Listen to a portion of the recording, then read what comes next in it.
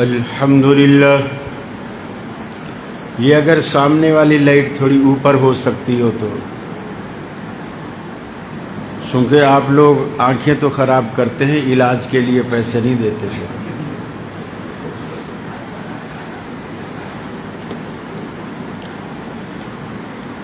الحمدللہ المنعم المحسن الدیان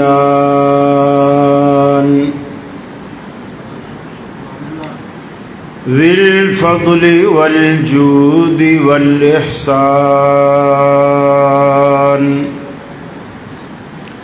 ذی الکرم والمغفرة والامتنان والصلاة والسلام على سید الانبیاء خیر الانام وعلى آلہ واصحابہ وازواجہ العظام واتباعہ واحبابہ ورفقائہ البررۃ الکرام. اما بعد فأعوذ باللہ من الشیطان الرجیم. بسم اللہ الرحمن الرحیم. لو انزلنا هذا القرآن على جبل لرأيته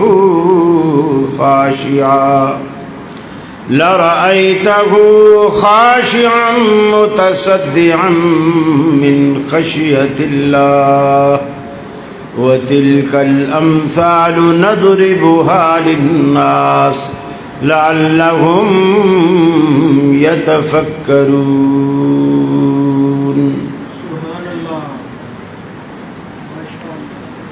یہ مقصد ہے کہ دنیا سے جہالت دور ہو جائے، کلام اللہ سے مومن کا دل پر نور ہو جائے. یا الہی جب تک کہ میرے جسم میں جان رہے، تجھ پہ صدقے تیرے محبوب پہ قربان رہے. میں رہوں یا نہ رہوں پر دل کی ہے یہ دعا، دین احمد اور عزت قرآن رہے. صدر مجلس ذی وقار محترم حافظ عابد الہی صاحب حفظہ اللہ، دیگر مشائخ، علماء، طلباء، خطباء، میرے گوجرانوالا کے اہل توحید، میرے مسلم بھائیوں، میری مسلم ماؤں، بہنوں، بیٹیوں، آج ہم محترم حافظ صاحب کی دعوت پر آپ کی اس مسجد میں، سلفیہ مسجد میں ہم جمع ہیں. میں نے اس مسجد کی زیارت آج پہلی مرتبہ کی ہے. آپ کی حاضری کو دیکھ کر دل بہت خوش ہوا، اور دل سے میری دعا ہے جس طرح آپ نے اللہ کے گھر کو اپنے وجود سے بھر دیا ہے، اللہ آپ کے گھروں کو، دفتروں کو، شہر کو اپنی رحمتوں، برکتوں سے بھر دے. وقت بہت کم ہے، میں کوشش کروں گا کہ اپنی معروضات اسی وقت میں مکمل کروں. پھر بھی اگر 1-2 منٹ اگر اوپر ہو جائیں تو برداشت کر لیجئے گا، کیونکہ مجھ میں اور ڈاکٹر فضل علیہ صاحب میں بہت فرق ہے. اللہ آپ کو جزائے خیر دے. ادارے کی غرض و غایت آپ تک پہنچائی گئی، سن کر بہت دل خوش ہوا کہ اس گئے گزرے دور میں جہاں شیطان روز بروز ترقیاں کر رہا ہے، اللہ کے نیک بندے اللہ کے دین کو پھیلانے میں کسی طرح بھی ہمیں کمزور نہیں لگتے الحمدللہ، اور اللہ کی نصرت اور تائید بھی ان کے شامل حال رہتی ہے۔ یہ دنیا میں بہت بڑی کامیابی ہے۔ آپ یہ جو بچوں کو قرآن پڑھاتے ہیں نا، آپ سمجھتے ہیں کہ اس کا کوئی بظاہر ہمیں اسکوپ نظر نہیں آتا۔ اسکول، کالج، یونیورسٹی اگر بچہ پڑھتا ہے تو بڑی اچھی جاب پہ لگ بھی جاتا ہے، کما بھی لیتا ہے۔ کچھ تجارتیں ایسی بھی ہیں، قرآن کہتا ہے کہ هل ادلکم علی تجارت تنجیکم من عذاب علیم۔ کچھ تجارتیں ایسی ہیں جو آپ کو انجینئر اور ڈاکٹر تو نہیں بناتی، لیکن دردناک عذاب سے بچا جاتی ہے۔ اگر وہ تجارت آپ کرتے ہیں جس طرح محترم حافظ صاحب اور ان کا میں سمجھتا ہوں پورا خاندان اسی کام میں لگا، بھتیجے کیا، بھانجے کیا، ہر طرح سے پورا خاندان اسی مشن میں۔ یہ علامہ صاحب پر اللہ رب العالمین کا کوئی خاص فضل اور کرم ہے کہ ان کے جانے کے بعد بھی ان کا باغ اسی طرح ہرا بھرا ہے الحمدللہ، اور اسی طرح برگ و ثمر سے لدا ہوا ہے۔ ہم بھی اپنے پیچھے کوئی ایسی چیز چھوڑ جائیں، مرنا تو ہم سب نے ہے، لیکن ایسی چیز اپنے پیچھے چھوڑ جائیں، ہم مرے، ہمارا جنازہ ہمارا بیٹا، ہمارا پوتا، ہمارا نواسا وہ جنازہ پڑھا۔ یہ شرف کسی کسی کو حاصل ہوتا۔ میں اس لیے نہیں کہہ رہا کہ مولوی جنازہ نہ پڑھائیں، مولویوں کا تو کام ہے جنازے پڑھانا، پڑھاتے ہیں۔ 96 میں میرے والد صاحب فوت ہوئے، میں نے ان کا جنازہ پڑھایا، حالانکہ اس سے پہلے بھی کئی جنازے پڑھائے اور اس کے بعد بھی کئی جنازے پڑھے، لیکن جو دل میں رقت مجھے والد صاحب کے جنازے میں پیدا ہوئی وہ کبھی کسی جنازے میں نہیں، کسی جنازے میں۔ اس لیے کہ اصل میں جب اپنا خون ہوتا ہے نا، مثال کے طور پر اللہ نہ کرے، اللہ نہ کرے، آپ میں سے کوئی شخص ہارٹ پیشنٹ ہو جائے اور دل کی اسے تکلیف ہو، اور آپ ہی کا بیٹا امریکہ سے دل کی سرجری کا ڈاکٹر بن کر پاکستان میں آیا، گوجرانوالا میں اس کا اپنا ہی کوئی کلینک، اور آپ کو جب دل میں درد اٹھا، ایمانداری سے بتائیے آپ گھر والوں سے کیا کہیں گے؟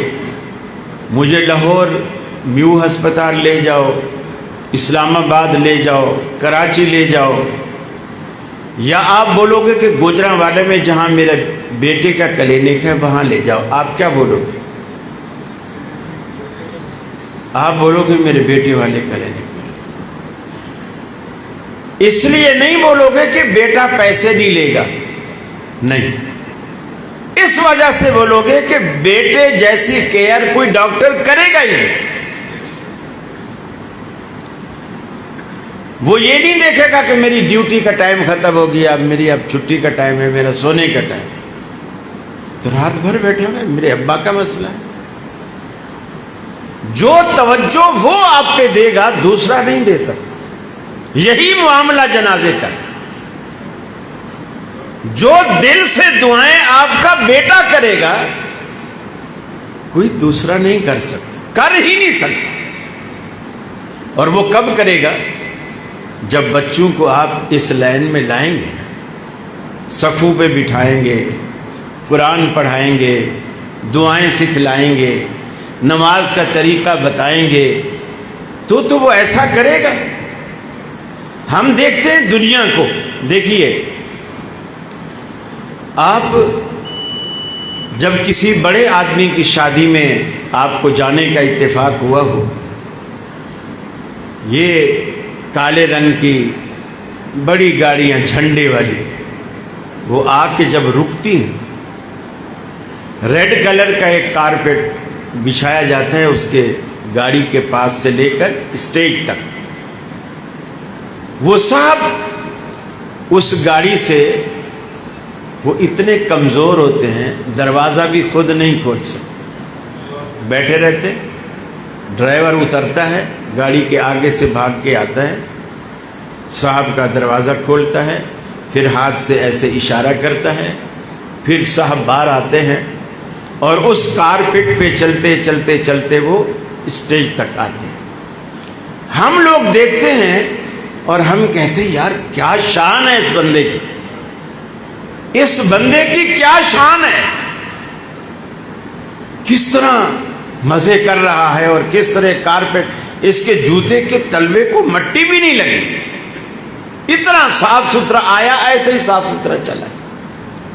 اب ذرا آنکھیں بند کر کے اس وقار کو بھی آپ نے دیکھا، کارپیٹ پہ چلا، اسٹیج تک پہنچا، آنکھیں بند کر کے اس وقار کا تصور بھی کریں، ان بچوں کے وقار کا تصور کریں۔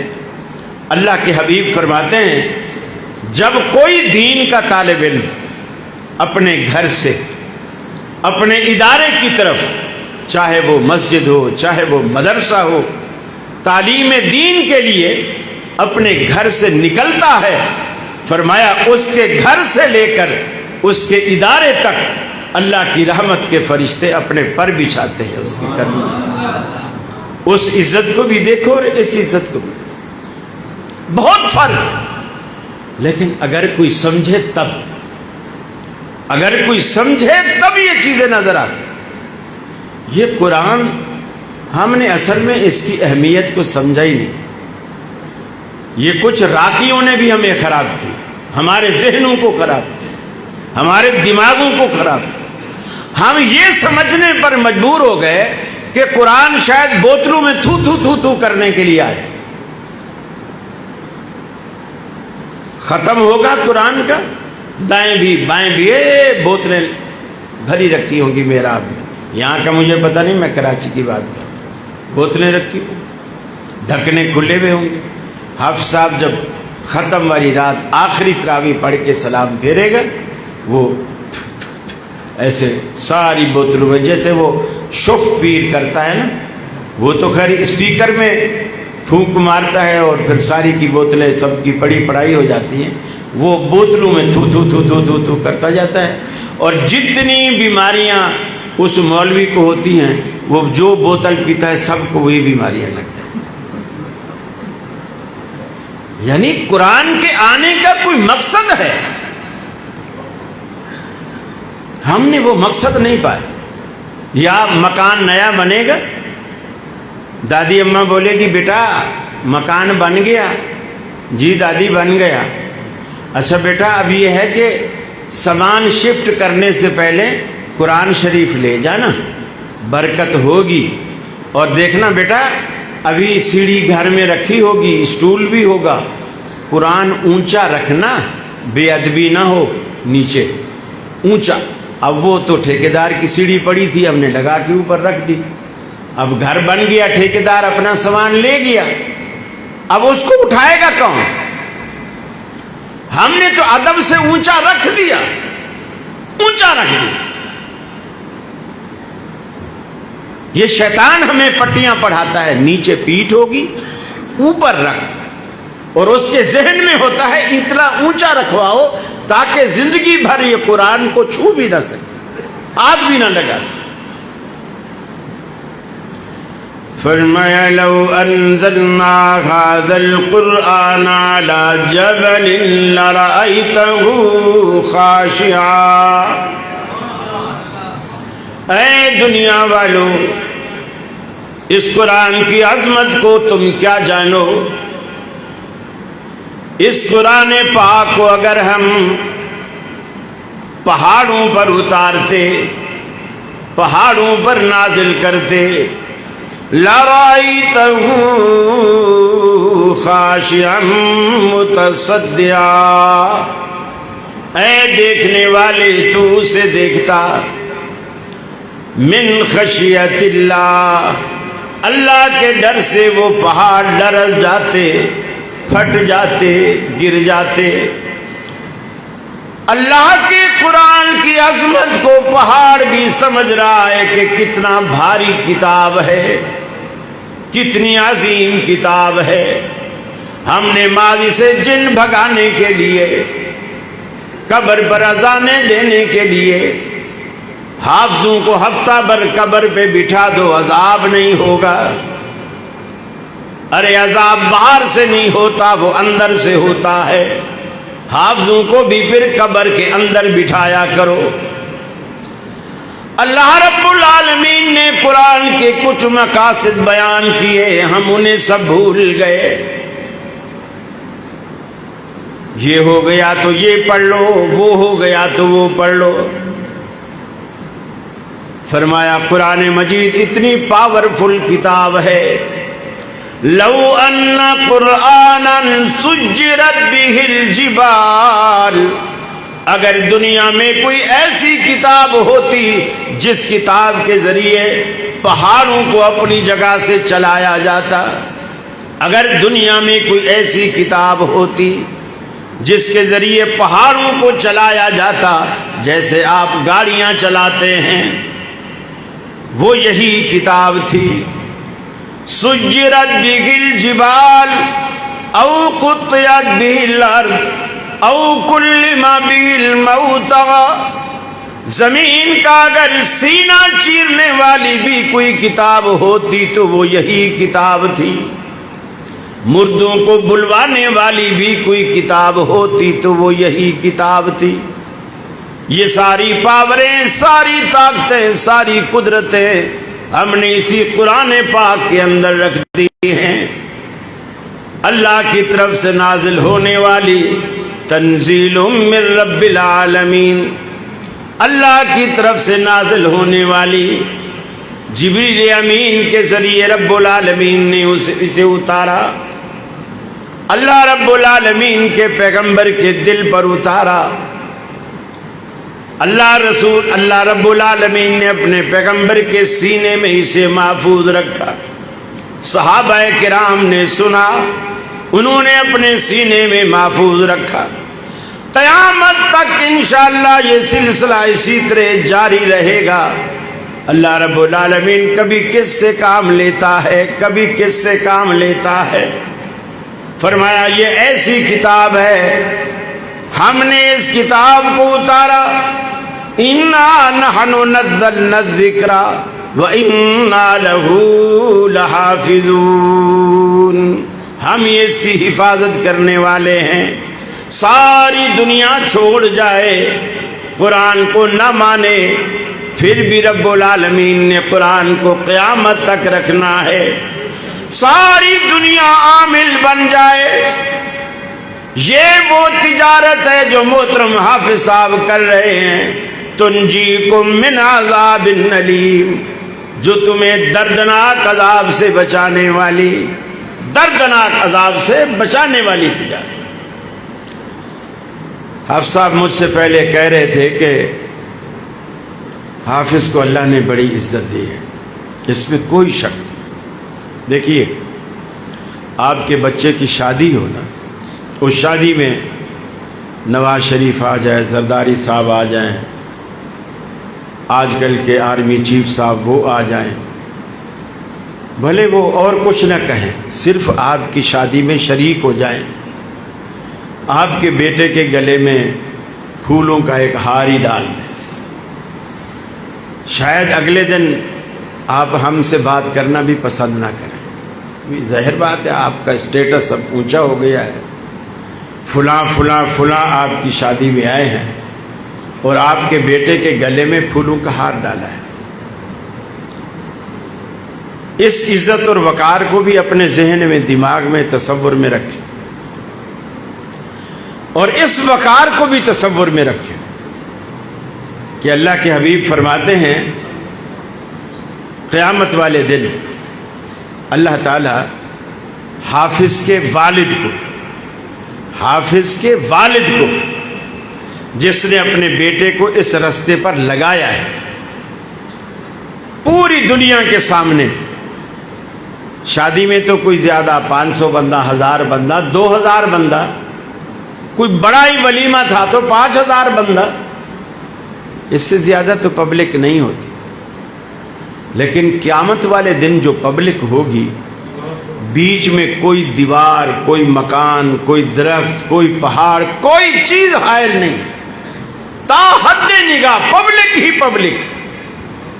آدم علیہ السلام سے لے کر اب تک اور اب سے قیامت تک جتنی دنیا آنی ہے وہ ساری دنیا موجود ہوگی، اور یہ زمین ایک چٹیل میدان کی طرح ہوگی. سبھی ایک دوسرے کو دیکھتے ہوں گے، کوئی بیچ میں رکاوٹ نہیں ہے. اس مجمع میں اللہ تعالی حافظ کے والد کو بلائے گا. آپ تو نواز شریف کے پھولوں کا ایک ہار بچے کے گلے میں ڈالنے پر اتنے اترا رہے ہیں. اس تصور کو آپ دیکھیں، اپنی آنکھیں بند کر کے دل میں جھانک کے دیکھیں اس تصور کو کہ اللہ تعالیٰ حافظ کے بچے کو پوری دنیا کے سامنے بلائے گا اور اس کے سر پر اپنے ہاتھوں سے تاج سجائے گا، اور وہ ایسا تاج ہوگا جس سے سورج کی روشنی بھی ماند پڑ جائے، سورج کی روشنی بھی ماند پڑ جائے. اس میں سب سے بڑی جو عزت کی بات ہے، اللہ اپنے ہاتھ سے پہنائے گا، اللہ اپنے ہاتھ سے پہنائے. اس عزت کا ذرا تصور کر کے تو دیکھو نا، ایسے بچوں کے باپ بن کے دیکھو. ہم جب مر جائیں گے نا، ہمارے پیچھے کوئی تو ہوگا جو رو رو کر اللہ کے آگے ہاتھ اٹھائے گا، کہے گا رب ارحمہما کما ربیانی صغیرا. اللہ، ہمارے ماں باپ ہمارے بچپن میں جتنی مہربانی، شفقت، محبت، ہمیں کھانا نہیں آتا تھا، کھانا سکھایا، چلنا نہیں آتا تھا، انگلی پکڑ کے چلنا سکھایا، آج وہ تیرے پاس ہے اور وہ تیری رحمت کے محتاج ہے. اے اللہ، جس طرح انہوں نے دنیا میں مجھ پر مہربانی اور شفقت کی، اس سے بڑھ کر تو مہربانی اور شفقت ان کے ساتھ فرما. لیکن آپ اس راستے پر بچوں کو لائیں گے، مسجد کا راستہ دکھائیں گے تو ایسا ہوگا، اور اگر آپ ایسا نہیں کریں گے تو ایسا نہیں ہوگا. قرآن مجید اتنی عظیم کتاب ہے، یقین مانو یہ سطحی مقاصد ہے جو ہم لوگوں نے سمجھے ہوئے ہیں نا، یہ سطحی مقاصد ہے. وہ سطحی مقاصد ہم نے کیا، گھٹنے میں درد ہو تو یہ پڑھ لو، یہ ہو تو یہ پڑھ لو، یہ ہو تو یہ پڑھ لو، اس کا پانی پی لو، اس کا پانی پی لو. قرآن ان مقاصد کے لیے نہیں آئے. قرآن دلوں کا زنگ اتارنے کے لیے آئے. ایک مثال بتا دیجئے، ایک مثال جو کوئی صحابی اللہ کے رسول کے پاس بوتل لے کر آیا، ایک صحابی، یا کسی صحابی کے بازو پر، گلے میں کچھ بندھا ہوا. اللہ کے رسول تو یہ چیزیں دیکھتے تو کاٹ دیتے تھے کہ تو نے کیا باندھ رکھا ہے. آج ہمارے توکل کالے دھاگے، منکے، سیپیاں، کوٹ. قرآن مجید کا یہ مقصد نہیں ہے، چاہے وہ دھاگا پڑا ہوا ہو یا بغیر پڑا ہو، آپ اللہ کی ذات پہ توکل کریں. ایک عورت آئی، کہنے لگی یا رسول اللہ صلی اللہ علیہ وسلم، مجھے مرگی کے دورے پڑتے ہیں، میں بڑی بے چین رہتی ہوں، پریشان ہو جاتی ہوں، دعا فرمائیں. آپ نے بڑا عجیب سوال کیا. آپ نے فرمایا تجھے مرگی سے نجات چاہیے یا جنت چاہیے؟ بڑا عجیب سوال ہے. اس خاتون نے کہا یا رسول اللہ چاہیے تو مجھے جنت، لیکن میں ایک عورت ذات ہوں، کہیں بھی چوک چوراہے پر کبھی بھی میں بے ہوش ہو کے گر جاتی ہوں، میرے جسم سے کپڑا کہیں سے پیٹ سے سائڈ سے ہٹ جاتا ہے، عورت ذات ہوں، بس اتنا دعا کر دیجئے کہ اللہ تعالیٰ مجھے اس برہنگی سے محفوظ فرمائے۔ آپ نے دعا فرما دی۔ مقصد کیا تھا؟ اگر تو صبر کرے گی اس کے بدلے اللہ تجھے جنت دے گا۔ کسی مریض کی عیادت کے لیے آپ جاتے، ورنہ گھر والوں سے کہتے کٹورا لے آؤ پانی کا، چلو بوتلیں اس وقت نہیں تھی، کٹوروں تو تھے نا۔ آپ کہیں بھی کسی مریض کی عیادت کے لیے جاتے، آپ گھر والوں سے کہتے کٹورا پانی کا لے آؤ، میں پڑھ دیتا ہوں، پھر اس کو باقی مٹکے میں جا کے ڈال دو، سارا پانی پڑا ہوا ہو جائے گا، سارا دن مریض کو پلاتے رہنا، ٹھیک ہو جائے گا۔ آپ نے کبھی ایسا نہیں، مریض کے سینے پر آپ اپنا دست مبارک رکھتے اور فرماتے لا باس طہور انشاءاللہ، کہ گھبرانے کی پریشانی کی کوئی بات نہیں ہے، انشاءاللہ تیرا یہ بخار، تیری یہ تکلیف، تیری یہ بیماری تجھے گناہوں سے پاک کر کے جائے گا، گناہوں سے پاک کر کے جائے گا۔ قرآن جو آیا ہے وہ ہماری زندگیاں بدلنے کے لیے آئے، ہماری زندگیاں بدلنے کے لیے آئے، زندگیوں کو تبدیل کرنے کے لیے آئے۔ میرے بھائی آپ تو اہل حدیث لوگ ہو، سچی بات ہے میں حیران ہوتا ہوں کہ اہل حدیثوں کو اس دور میں کیا ہو گیا، کیا ہو گیا ہے۔ اللہ کی ذات، ہم توحید توحید توحید کرتے ہیں، اللہ کی ذات سے وہ توکل اٹھ گیا ہے۔ جیسے مثال کے طور پر میں نے بہت سارے اہل حدیثوں کو یہ کہتے ہوئے سنا ہے، جو یہ کہتے ہیں کہ یار میرے شہر کے اندر 2 ڈور کارنر کی دکان ہے، گاہک نہیں آتے، میں نے مولوی صاحب سے حساب کرایا ہے، مولوی صاحب نے کچھ حساب لگا کے بتایا کہ تیرے اوپر بندش ہے۔ میری 4-5 بیٹیاں ہیں، پڑھی لکھی ہیں، سمجھدار ہیں، خوبصورت ہیں، رشتے نہیں آتے۔ میں نے مولوی صاحب سے حساب لگوایا ہے، انہوں نے کچھ پڑھ کے بتایا ہے کہ تیری بیٹیوں کے اوپر بندش ہے، نکاح کسی نے رکوائے ہوئے کچھ پڑھ کے۔ میرے 5-6 بیٹے ہیں، خوبصورت ہیں، نوجوان ہیں، پڑھے لکھے ہیں، نوکریاں نہیں لگتی۔ میں نے حساب کرایا، اس نے بتایا کہ بندش، یہ سارے کام یہ بندش کروائی کس نے؟ مولوی نے، مولوی نے بندش کروائی۔ اب میں آپ سے پوچھتا ہوں، اب آپ کی توحید کدھر گئی؟ اللہ تعالیٰ کسی بندے کو، کسی بھی بندے کو جاب دلانا چاہے، دنیا کی کوئی طاقت اسے روک سکتی؟ اللہ کسی کی بیٹی کے رشتے کرانا چاہے، دنیا کی کوئی طاقت اسے روک سکتی؟ اللہ آپ کی دکان کو چلانا چاہے، دنیا کی کوئی طاقت اسے روک سکتی؟ اب آپ کہتے ہیں مولوی نے بندش کرا دی۔ اب جب اس نے بندش کرا دی تو مجھے بتائیے آپ کے عقیدے میں طاقتور کون ہوا، مولوی یا اللہ؟ کون طاقتور ہوا؟ غلط کہہ رہے ہیں آپ کے اس کام کی وجہ سے۔ آپ بتائیے اللہ تو کرانا چاہتا تھا، مولوی نے رکوا دیا، جیتا کون؟ مولوی جیتا۔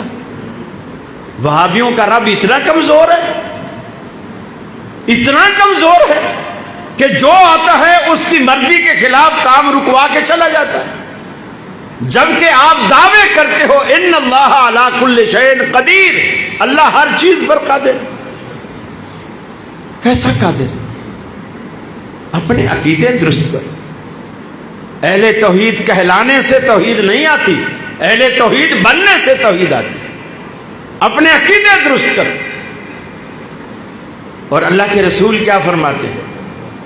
جو توحید کا درس دینے والے، شرک کا کلا کما کرنے والے، شرک کی بے کنی کرنے والے، وہ کیا فرماتے ہیں؟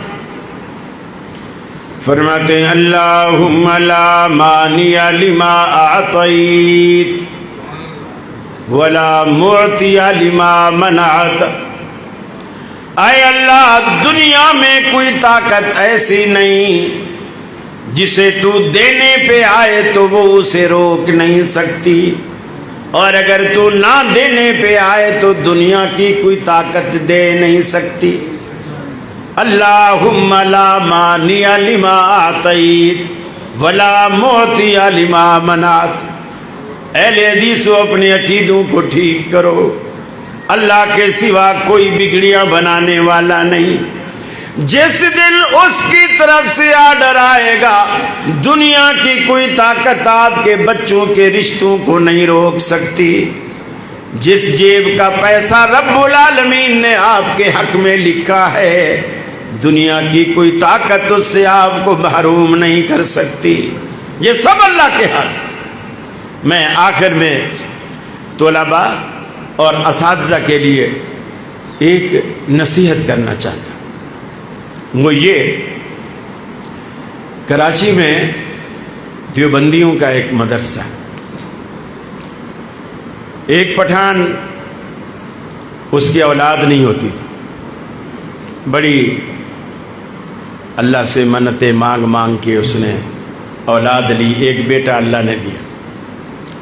اس نے کہا یا اللہ مجھے بیٹا دے، میں اسے سب سے پہلے حافظ بناؤں۔ وہ پٹھان بھی دیوبندی تھا، دیوبندی کے اس مدرسے میں لے گیا، بچے کو ڈالا، بچہ پڑھتا رہا، 3 سال پڑھا۔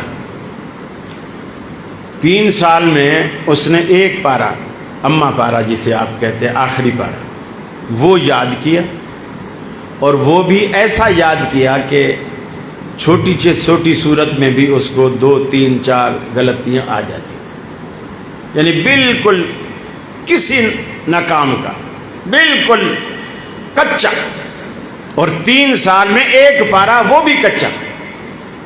اساتذہ نے میٹنگ کی آپس میں، انتظامیہ نے، انہوں نے کہا جی اس بچے کو نکالو، یہ ڈل بچہ ہے، یہ نہیں پڑھ سکتا، اس سے ہمارے مدرسے کی بدنامی ہوتی۔ لوگ کہتے ہیں 3 سال ہو گئے، جو امتحان لینے آتا ہے وہ بھی بولتا ہے 3 سال ہو گئے، بچہ ابھی تک ایک پارہ نہیں پڑھا، تو مدرسے کا نام خراب ہو رہا ہے۔ انہوں نے آخر نکال دیا۔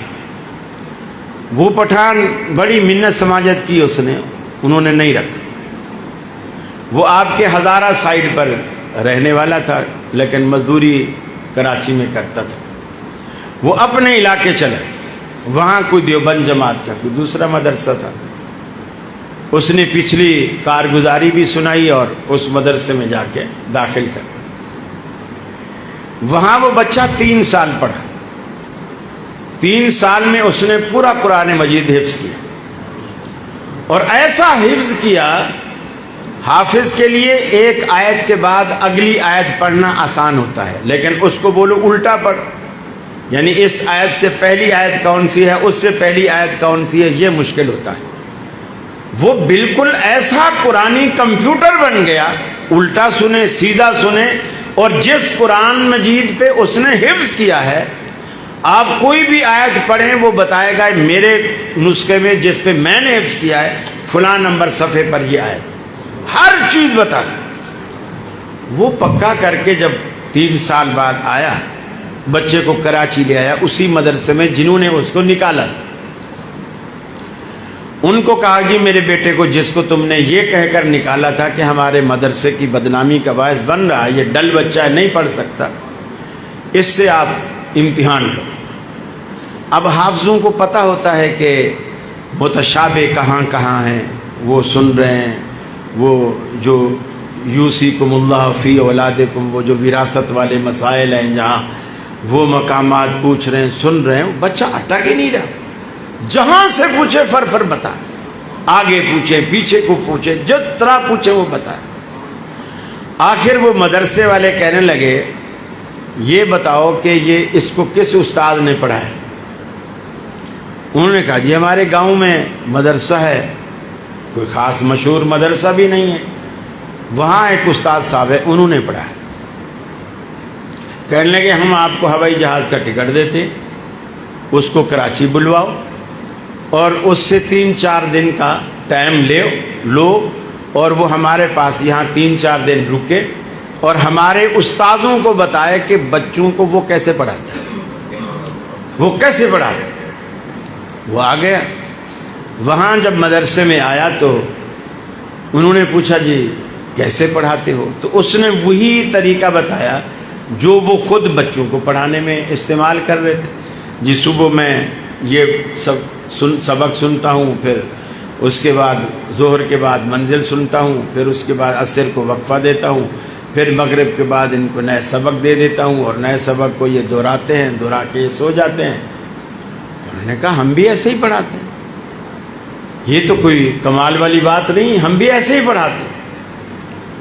جب انہوں نے ضد کی کہ نہیں وہ خاص بات بتا جو ہم نہیں کرتے، پھر اس نے بتائی کہ اصل بات یہ ہے، مغرب کو جب میں عشاء کے بعد بچوں کو سبق دے دیتا ہوں اور یہ کچھ دہرا بھی دیتے ہیں، پھر ان کو جو سونے کا ٹائم ملتا ہے بچے اپنے اپنے کمروں میں سونے چلے جاتے ہیں، اور میں وضو کرتا ہوں، مصلی بچھاتا ہوں، اللہ کے حضور 2 نفل پڑھتا ہوں، اور اللہ کے آگے رونا شروع کر دیتا ہوں کہ یا اللہ میرے بس میں اتنا تھا جو میں نے کر دیا ہے، ان کے دل و دماغ میں بٹھانا میرے بس میں نہیں ہے. فرمایا کہ بچے سوتے رہتے ہیں، میں روتا رہتا ہوں. صبح جب بچے اٹھتے ہیں ایک ایک سے سبق سنتا ہوں، کسی کو بھی اٹکن نہیں آتی، سب کو سبق یاد ہے. تو سارا کچھ بچوں پہ نہ چھوڑیں، کچھ استاد اپنے اوپر بھی چھوڑیں، اور گھر والے بھی. بچے آپ کی دعاؤں کے محتاج، آپ اپنے بچوں کو دعاؤں سے نوازیں، اور کبھی کسی ٹائم بھی بد دعا کے الفاظ اولاد کے لیے نہ نکالیں. کوئی بھی وقت قبولیت کا ہوتا ہے اور اللہ اسی وقت قبول کر لیتا ہے، پھر آپ ساری زندگی پچھتاتے رہتے ہیں کہ میں نے تو بس ایسے کہہ دیا تھا. وہ سچ ثابت ہو گیا. ماں باپ بچے کو گھر میں دین کا ماحول مہیا کریں. ہمارے بچے کیوں نہیں پنپ پاتے؟ اس کی وجہ یہ ہے ایک بچہ حافظ ہے، باقی حافظ نہیں. اب وہ حافظ بچے کو صبح سبق سنانا ہے، سب کی سنانے، منزل بھی سنانی ہے.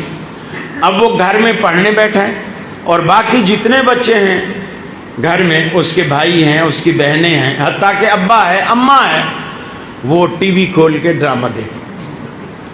آواز اس کمرے میں بھی آ رہی ہے جدھر بچہ قرآن پڑھ رہا ہے، اور وہ سارا گھر ڈرامہ دیکھ رہا ہے. ایک بچے کو قرآن پڑھنے میں لگایا، اس کی توجہ بھی ادھر ہی ہے، ڈرامے پر ہی اس کی توجہ ہے، قرآن کی طرف اس کی بھی توجہ نہیں تھا. آپ ادھر جو اساتذہ محنت کر کے بھیجتے ہیں، آپ گھر میں بچے کو وہ ماحول دیں، گھر کے اندر بھی وہ ماحول دیں. آج کل چکیاں تو نہیں ہیں، ورنہ عورتیں چکی پیستی تھیں اور قرآن ہی پڑھتی رہتی تھیں، بچے گود میں ہوتے تھے، اور کئی صورتیں تو بچے ماں کی گود میں ہی یاد کر لیتے تھے. اب وہ زمانہ تو نہیں ہے، لیکن اپنے بس کی حد تک، بساط کی حد تک ہم کوشش تو کر سکتے ہیں. اتنا کام تو آپ کر سکتے ہیں. بچے جب اللہ دے، ماں جب فیڈ کرائے، بسم اللہ پڑھے، دائیں سائیڈ سے دودھ کی ابتدا کرے. یہ جو سنت کے جو نمونے چھوٹے چھوٹے اللہ کے رسول نے مسلم امت کے لیے چھوڑے ہیں نا، یہ ایسے نہیں ہے بس دائیں سے کر لو بائیں سے کر لو، کیا فرق پڑتا؟ پینا تو دودھ ہی ہے نا. وضو کر لو، پہلے دایاں دھو لو بایاں دھو، کیا فرق پڑتا؟ پہلے بایاں دھو لو دایاں دھو لو، کیا دھلیں گے تو دونوں ہی. سنت کے عمل کے اندر بھی اللہ تعالیٰ نے خاص اثر رکھا. جب آپ اس کام کو سنت کے مطابق کرتے ہیں، اس کام کے اندر نکھار آتا ہے، اللہ کی رحمتیں آپ پر برستی ہیں. مجھے بہت خوشی ہوئی، ماشاءاللہ یہ 7واں یہ سینٹر کھولا گیا قرآن مجید کا، اور سنا ہے کہ 13 کلاسز ہیں، مختلف سینٹروں میں مختلف کلاسز ہیں، اور کافی تعداد میں بچے الحمدللہ یہاں آ چکے ہیں. پھر یہاں انتظام بھی ہے، آپ کو ہر طرح سے سہولت بھی دیتے ہیں، اسکول کی بھی سہولت دیتے ہیں، یونیفارم بھی ہے، بچوں کی ہر ضرورت یہاں پوری ہوتی ہے. حالانکہ آپ ویسے بھی گجرانوالہ والے کوئی چیڑے کھانے والے یہ اتنے غریب نہیں ہوتے ہیں، ماشاءاللہ آپ سب کچھ کر سکتے ہیں۔ آپ بھی اس طرح ان سے تعاون لے کر اپنے علاقے میں بھی کوئی ادارہ بنا سکتے ہیں ان کی سرپرستی میں، کہ جی خرچہ ہم کریں گے اور اس کی کمان آپ سنبھالیں، سارا کچھ آپ سنبھالیں، انتظام، چونکہ آپ کو یہ کام کرنا آتا ہے، ہمیں نہیں آتا، اور جس کا جو کام ہوتا ہے وہ اسی کے کرنے سے ہی صحیح معنوں میں وہ ثمرتا اور بنتا ہے۔ تو آپ ایسا کام کریں، اپنے پیچھے اگر 4-5 بچے اللہ نے دیے ہیں تو کم از کم 2 بچے تو آپ اللہ کے قرآن کے لیے وقف کریں۔ جب قرآن پڑھ لیں پھر آپ احادیث کی طرف بھی ان کو لے آئیں۔ 1-2 بچے ضرور آپ کے گھر میں عالم ہونے چاہیے۔ معاشرے کو جس طرح کل وقتی ڈاکٹر چاہیے، بیماری کا کوئی پتہ نہیں، آدھی رات کو بھی پیٹ میں درد ہو جائے، اب کلینک بند ہے، کیا کرے گا بند؟ معاشرے کو 24 گھنٹے ڈاکٹر چاہیے، 24 گھنٹے انجینئر چاہیے، مستری چاہیے، مزدور چاہیے، اسی طرح 24 گھنٹے معاشرے کو عالم چاہیے جو آپ کی دینی ضروریات کو پورا کرے، دینی مسائل بتائے، حرام سے بچائے، حلال کی طرف آپ کو راغب کرے۔ یہ جب ہی ہوگا کہ جب گھر کا بندہ گھر کے اندر، آپ کے گھر کے اندر ہی 1-2 حافظ اور عالم ہوں گے تو انشاءاللہ گاڑی اچھی چلے گی۔ اللہ سے دعا ہے اللہ رب العالمین مجھے بھی آپ کو بھی عمل کی توفیق عطا فرمائے۔ وآخر دعوانا ان الحمد للہ رب العالمین۔